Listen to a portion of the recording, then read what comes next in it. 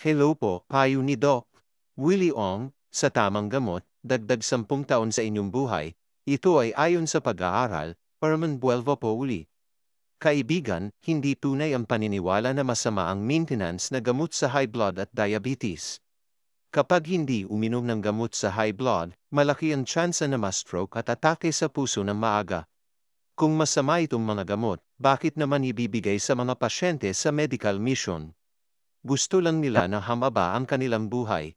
Ang mga tao sa Japan at Amerika ay umaabot sa 70 at 100 years old dahil naiinom nila ang kanilang maintenance na gamot.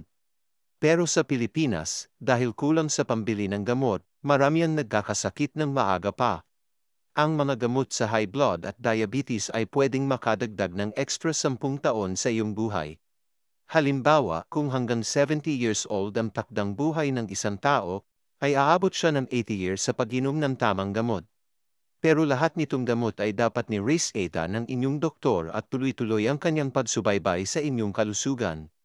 Mahalaga ang check-up at pag-eksaman sa pasyente.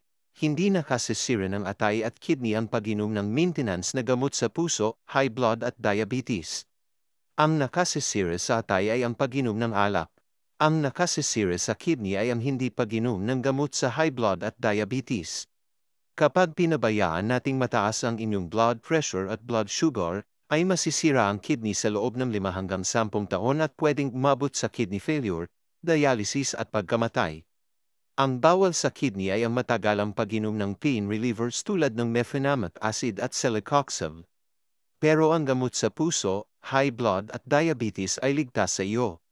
May nagtatanong, pwede bang ihinto na ang gamot sa high blood at diabetes kung maging normal na ang pakiramdam? Ang sagot, hindi po. Kapag inihinto ang pag-inom nito, posibleng tataas muli ang presyon ng dugo. Kadalasan, panghabang buhay na ang pag-inom ng mga gamot na ito. Huwag ititigil ang gamot ng walang pahintulot ng inyong doktor. Sa katunayan, lahat nitong kaalaman na nanggaling din sa Diyos ay itinutulog din po sa inyo ng libre at walang kapalit. Ingat po palagi, God bless po.